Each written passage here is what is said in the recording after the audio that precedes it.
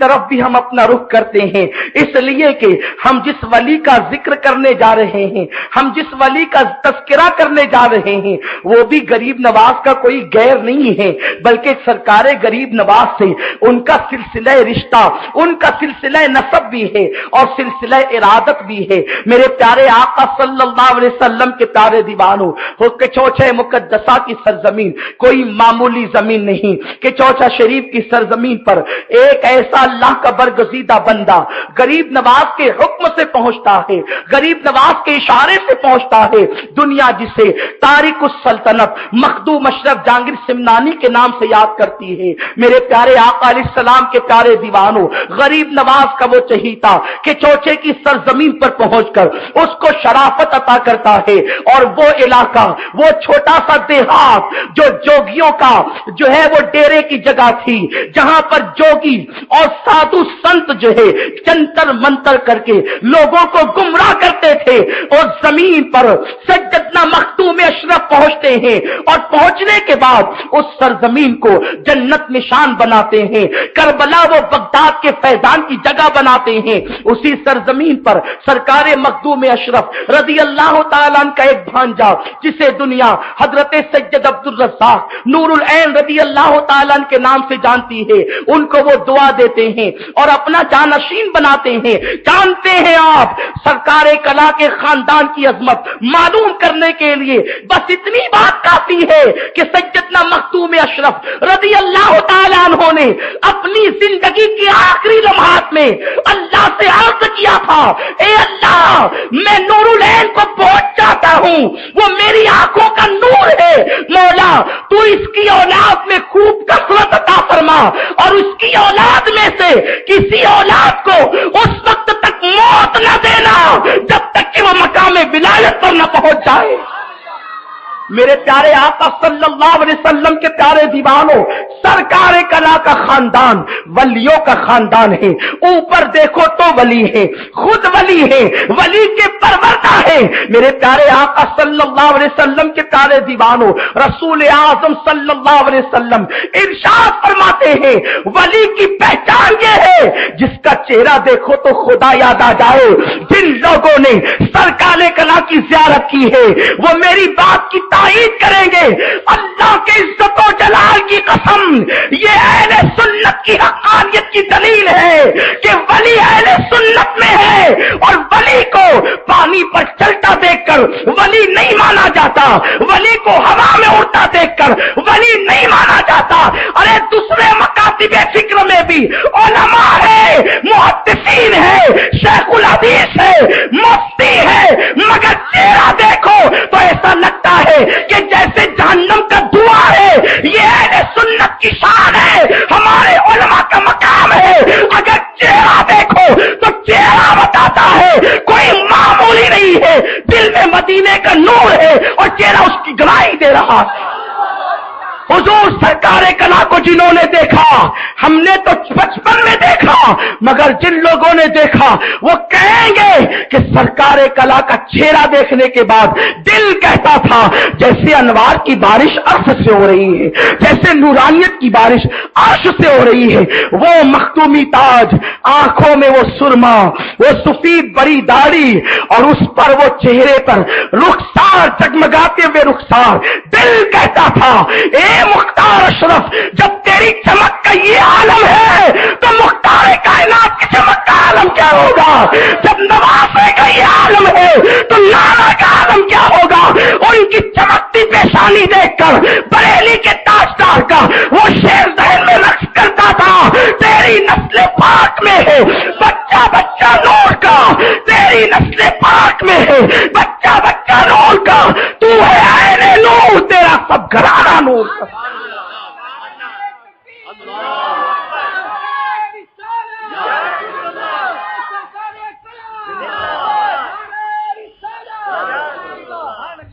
میرے پیارے آقا صلی اللہ علیہ وسلم کے پیارے دیوانوں، ماضی قریب کا وہ ولی ہمیں اپنے جلووں سے منور کر گیا، اور آج بھی ان کے جلوے شہر مالیگاؤں میں بھی جو ہے وہ اپنی تابانیوں کو بکھیر رہے ہیں، اور انشاءاللہ صبح قیامت تک اس کی برکتوں کو ہم محسوس کرتے رہیں گے۔ ہم اپنے ان ہاتھوں پر نازا ہیں، مگر نازا اس لیے نہیں، یہ ہمارے ہاتھ ہے، ہم اپنے ہاتھوں پر اس لیے نازا ہیں کہ ان ہاتھوں نے بچپن کی عمر میں سرکار کلا کے پیر دبانے کا شرف حاصل کیا ہے۔ ہم اسے اپنے لیے نجات کا ذریعہ سمجھتے ہیں، ہم اس لیے تصور، اس کے لیے ہم تصور نجات سمجھتے ہیں، اس کے لیے نجات کا تصور کرتے ہیں۔ میرے پیارے آقا علیہ السلام کے پیارے دیوانوں، میری خوش بختی یہ ہے کہ ایک ایسے شخص کے ساتھ بارگاہ سرکار کلا میں میری حاضری ہوئی، جو انتہائی کم نصیب تھا، مگر اس کا احسان یہ ہے کہ اس نے مجھے بارگاہ سرکار کلا تک، وہاں تک پہنچایا کہ میں ان کے قدموں کو داپنے کا شرف میں نے حاصل کیا۔ میرے پیارے آقا صلی اللہ علیہ وسلم کے پیارے دیوانوں، سرکار کلا کیا تھے، سرکار کلا کا انداز کیا تھا؟ ابھی 4 سال کی عمر تھی، وہ پوتے تھے شیخ المشائخ اعلیٰ حضرت علی حسین اشرفی میاں رحمت اللہ علیہ کے، وہ بیٹے تھے سلطان المناظرین حضرت سید احمد اشرفی الجیلانی، ان کے صاحبزادے اور سرکار اعلیٰ حضرت علی حسین اشرفی میاں رحمت اللہ علیہ کے پوتے۔ آپ اندازہ کریں، جس کے والد سید احمد اشرف جیسا ولی ہو اور جس کے دادا حضرت شیخ المشائخ علی حسین اشرفی میاں جیسا ولی ہو، وہ علی حسین اشرفی میاں کہ جس کے بارے میں حافظ ملت علیہ رحمہ فرماتے ہیں، حضور حافظ ملت رحمت اللہ علیہ کہتے تھے کہ غوث پاک کو جن لوگوں نے خواب میں دیکھا، جب ان سے پوچھا گیا کہ غوث پاک کیسے تھے تو لوگوں نے بتایا علی حسین اشرفی جیسے تھے۔ میرے پیارے آقا علیہ السلام کے پیارے دیوانوں، جس کا دادا اللہ اکبر جو ہے وہ ہم شبیہ غوث اعظم ہو، غوث پاک ہم شبی ہو، قربان جائیں، جس کی ولایت کا عالم یہ ہو، اللہ اکبر۔ آپ جانتے ہیں جو کہ چھوچا میں بیٹھ کر آسمانوں پر جانے والی روحوں کا مشاہدہ کرتا ہو، یہ سرکار کلا کے دادا تھے۔ جانتے ہیں آپ حضرت سیدنا سید محمد کے چھوچوی محدث اعظمین رحمت اللہ علیہ فرماتے ہیں کہ میرے نانا حضرت سیدنا علی حسین اشرفی میاں رحمت اللہ تعالی علیہ ایک مرتبہ وضو کر رہے تھے، وضو کی تاریخ 25 صفر تھی، دن جمعہ کا تھا، اور آپ وضو کر رہے تھے۔ وضو کرتے کرتے اچانک آنکھوں میں آنسو آ گئے، وضو کرتے کرتے آنکھ میں آنسو چھلک پڑے۔ میں توجہ چاہتا ہوں آپ کی، آپ غور فرمائیں، پہلے دادا کو جان لے، اس لیے کہ جو نخل کو جان لیتا ہے پھر اس کے بعد وہ پھول کو آسانی سے سمجھ سکتا ہے۔ میرے پیارے آقا علیہ السلام کے پیارے دیوانوں، گل کو جاننے کے لیے نخل کی معرفت یعنی ڈال کی معرفت ضروری ہے۔ میرے پیارے آقا علیہ السلام کے دیوانوں، حضور محدث اعظمین علی حسین اشرفی میاں کے نواسے ہیں،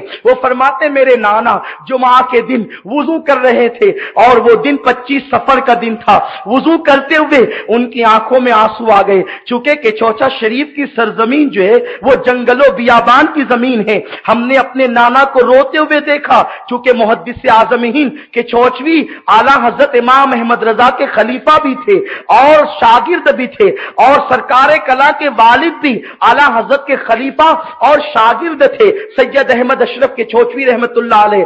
بہرحال محدث اعظم فرماتے ہیں کہ میرے نانا رونے لگے، روتے ہوئے میں قریب گیا اور کہا حضرت صاحب یہ بتائیں کہ کہیں کسی بچھو نے تو نہیں کاٹ لیا، جانور نے اذیت تو نہیں پہنچا دی، رونے کی وجہ کیا ہے؟ حضور محدث اعظم فرماتے ہیں جب میں نے پوچھا اچانک بے سبب رونے کی وجہ کیا ہے تو اس وقت حضور نے فرمایا، حضرت علی حسین اشرفی میاں علیہ رحمہ نے فرمایا صاحبزادے جب وضو کرتے ہوئے میری نگاہ آسمان پر اٹھی تو میں نے دیکھا قطب الارشاد، قطب الارشاد امام احمد رضا کا جنازہ فرشتے آسمانوں پر لے جا رہے ہیں۔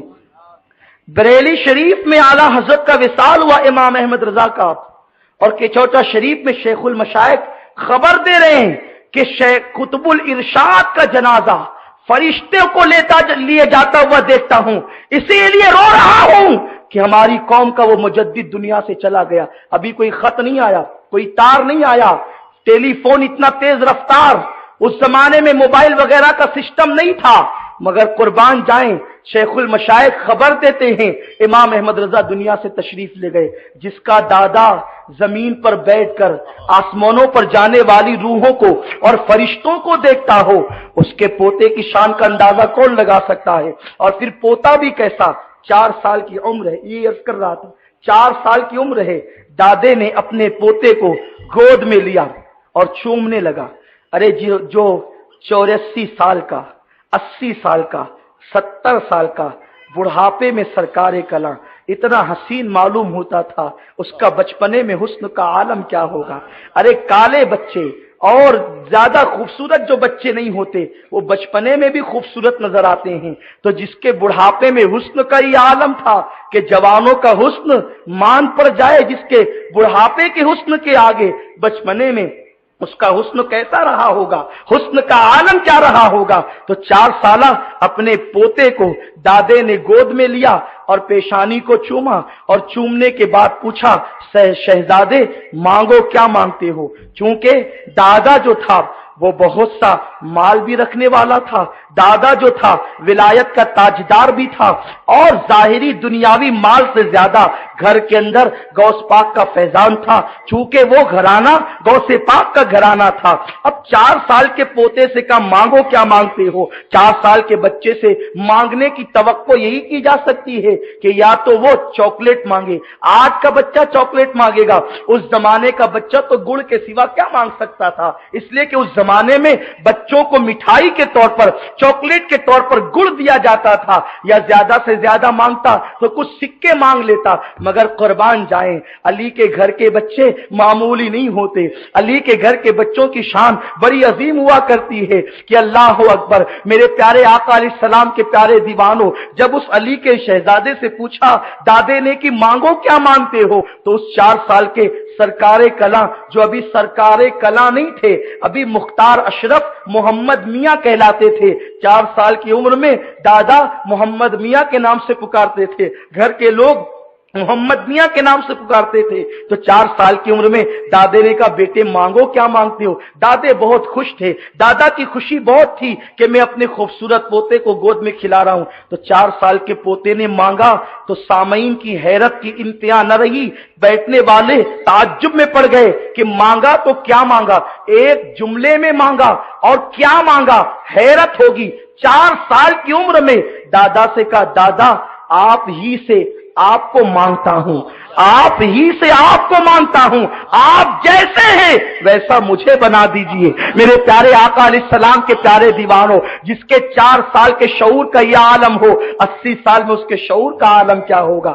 سرکار کلام رحمت اللہ تعالی علیہ کی شان یہ ہے۔ میرے پیارے آقا علیہ السلام کے پیارے دیوانوں، وہ اتنے اچھے تھے، اللہ اکبر، کہ جو اپنے چھوٹوں کو بے پناہ نوازنے والے، بڑوں کی تعظیم کرنے والے، چھوٹوں پر شفقت کرنے والے، ایک مرتبہ ان کا خطاب سننے کا شرف حاصل ہوا۔ میرے پیارے آقا علیہ السلام کے پیارے دیوانوں، میری عادت تھی بچپنے ہی میں کہ میں جو ہے اپنے بڑوں کا خطاب سننے کا اور اس کے بعد ان کی نقل کرنے کا بڑا شوقین تھا۔ حضور سرکار کلاں کی زبان میں ہلکی سی لکنت تھی جو ان کی گفتگو کو بہت خوبصورت بنا دیا کرتی تھی، اور جب وہ گفتگو کرتے تو بہت چیخ چلا کر نہیں کرتے، بلکہ ان کی گفتگو انتہائی آسان، انتہائی سادہ اور انتہائی ٹھہر ٹھہر کر ہوتی ہے۔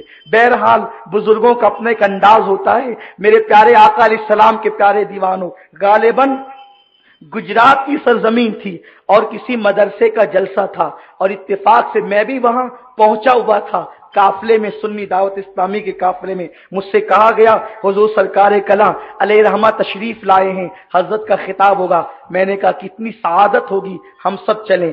ہم سب لوگ پہنچے، اور چونکہ حضور سرکار کلاں رحمت اللہ تعالی علیہ سنی دعوت اسلامی کو نوازتے بھی تھے، آپ نے اپنی زندگی میں 2 مرتبہ سنی دعوت اسلامی کے عالمی اجتماع وادی نور آزاد میدان تشریف لائے، اور آپ کے جملے یہ تھے، اس زمانے میں مخالفتیں اتنی تھی سنی دعوت اسلامی کی، امیر سنی دعوت اسلامی کا خطاب ہو رہا تھا، حضور سرکار کلاں خطاب روک دیا گیا، آپ کو کرسی پر بٹھایا گیا، सरकार कला अलैहिर्रहमा फरमाते हैं, ए सुन्नी दावत इस्लामी के नौजवानों, मुखालिफतों से न घबराना, ये तहरीक पूरे आलम में छा कर रहेगी। उस वक्त 1994 की बात थी, उस वक्त इब्तिदा थी, चंद मोहल्ले में काम करने की इजाजत नहीं थी, मगर उस वली कामिल की दुआएं हमको उस वक्त तो अजीब लगती थी कि सरकार कला तसल्ली दे गए, तसल्ली न दे गए थे, बल्कि वो तो अपनी निगाहे विलायत से तहरीक के मुस्तकबिल को देख रहे थे। बहरहाल मेरी बात और तवील हो जाएगी, लंबी हो जाएगी। अर्ज ये कर रहा था कि हुजूर सरकार कला गुजरात में एक मदरसे के जलसे में आए थे, हम लोग सब वहां पहुंचे, हजरत ने खूब नवाजा, दुआएं दी, और उसके बाद हजरत की तकरीर मुझे अब भी याद है। उस वक्त मेरी उम्र गालिबन 15 या 14 साल की रही होगी। हम लोग बैठे थे हजरत के कदमों में, हजरत तकरीर कर रहे थे। तकरीर करते हुए उन्होंने एक नुक्ता बयान किया जो अब तक मुझे याद है, बल्कि जब मैं इसको बयान करता हूं तो मेरी रूह झूम जाती है। हुजूर सरकार कला अलैहिर्रहमा ने कहा कि देखो कुरान अरबी में है, और जब कुरान अरबी में है और हमारी जबान हिंदी है, उर्दू है, पूर्वी है, मगर जब हम कुरान पढ़ते हैं तो हमें सुकून मिलता है, हमें इत्मीनान मिलता है। और एक बात उन्होंने जो बड़ी प्यारी कही, तवज्जो फरमाए, अब मैं उनके अल्फाज है, जबान मेरी है, मुझे उम्मीद है कि हमारा वो मुक्तदा, हमारा वो पेशवा के छोछे मुकद्दसा से रूहानी तौर पर जरूर यहां मौजूद होगा और इन जुमलों को कबूलियत का शरफ जरूर मिलेगा। मेरे प्यारे आका ने इरशाद फरमाया, वलियों का जब भी जिक्र किया जाता है उस वक्त रहमतों का नुज़ूल होता है, उस वक्त दुआएं कबूल होती है। सरकार कला पैदाइशी तौर पर अल्लाह के वली थे, वो अल्लाह के मादरजात वली थे, वो पैदा हुए थे तो वली बनकर पैदा हुए थे, इसलिए कि उनकी मां वलिया थी, उनके वारिस वली थे, वलिया मां और वली बाप की गोद में आने वाला गैर वली कैसे हो सकता है। मेरे प्यारे आका के प्यारे दीवानों, हुजूर सरकार कला अलैहिर्रहमा ने फरमाया, दुनिया की कोई किताब हो आप उसको एक बार पढ़ें तो बहुत लुत्फ आता, अगर अच्छी हो तो दूसरी बार पढ़े तो लज्जत कम हो जाती है, तीसरी बार पढ़ो तो लज्जत और कम हो जाती है, और चौथी बार पढ़ो तो पढ़ने को जी नहीं चाहता, लपेट कर रख देते हैं। हजरत ने फरमाया था, क्या तुम लोगों ने दास्तान ईमान फरोशों की पढ़ी है?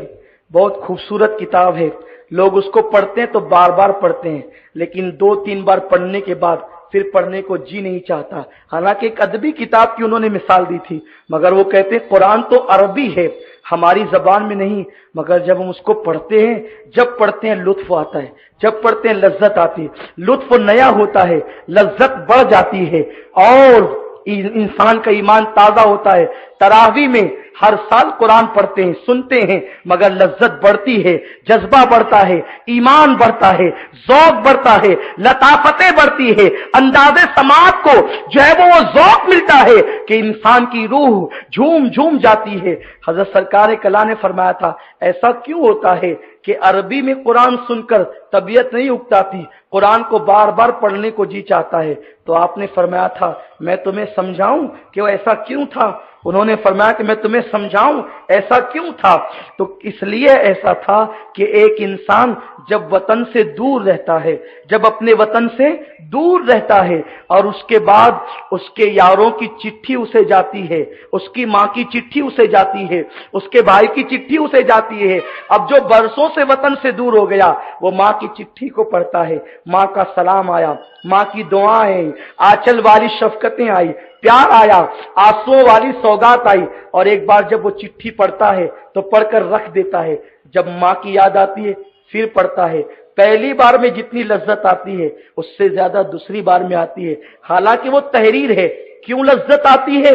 माँ न सही, माँ की तहरीरें ही काम देती है, बाप न सही, बाप की तहरीरें ही काम देती है, यार न सही, यार के मोहब्बत वाले जुमले ही काम देते हैं। अब हुजूर सरकार कला पर्दा उठाते हैं, कुरान पढ़ने में बार बार लज्जत क्यों आती है? हमारा वतन हिंद नहीं, हमारा वतन पाकिस्तान नहीं, हमारा वतन बांग्लादेश नहीं, हमारा वतन अमेरिका नहीं, हमारा वतन अफ्रीका नहीं। हम वतन उसको कहते हैं जहां इंसान पैदा होता है। इंसान हकीकत में जहां पैदा हुआ बशक्ल आदम वो जन्नत है, जन्नत में इंसान पैदा हुआ, इंसान की जाए पैदाइश जन्नत है।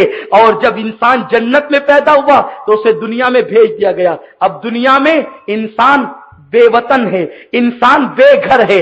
انسان کا وطن کہاں ہے؟ جنت ہے۔ انسان جنت سے آیا ہے، حقیقی وطن جنت ہے۔ اور روح کہاں کی ہے؟ جنت کی ہے۔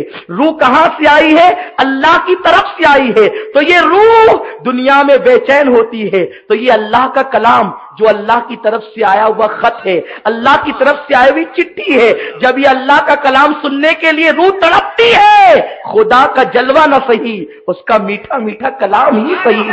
تو انسان جب اللہ کا کلام پڑھتا ہے سنتا ہے تو اس کی روح جو عرشی ہے، اس کی روح جو اللہ کی طرف سے آئی ہے، اس کی روح جو جنت سے آئی ہے، اس کو بار بار قرار ملتا ہے۔ کیوں؟ وطن سے چٹھی آئی ہے، وطن سے خط آیا ہے، وطن سے پیام آیا ہے۔ یار نہ صحیح، یار کے پیارے پیارے جملے ہی صحیح، یار نہ صحیح، یار کے پیارے پیارے کلام ہی صحیح، یار کی پیاری پیاری آیت ہی صحیح۔ خدا کو دیکھا نہ دیکھا، خدا کا جلوہ نہ دیکھا، اس کا کلام سن لیا تو روح کو انتہائی سکون ملتا ہے۔ ارے جب کلام اتنا حسین ہے تو کلام والے کے حسن کا عالم کیا ہوگا، اور انسان کو قرار مل جاتا ہے۔ اسی لیے تو مولا علی فرماتے ہیں جب میں چاہتا ہوں کہ اللہ سے میں کلام کروں، اللہ سے میں کلام کروں تو میں نماز پڑھنے لگ جاتا ہوں، اور جب چاہتا ہے کہ اللہ مجھ سے کلام کرے تو میں قرآن پڑھنے لگ جاتا ہوں۔ یہ سرکار کلام تھے، میرے پیارے آقا علیہ السلام کے پیارے دیوانوں، حضور سرکار کلام انتہائی سادہ گفتگو کر کے لوگوں کے دل میں بات کو اتار دیتے تھے۔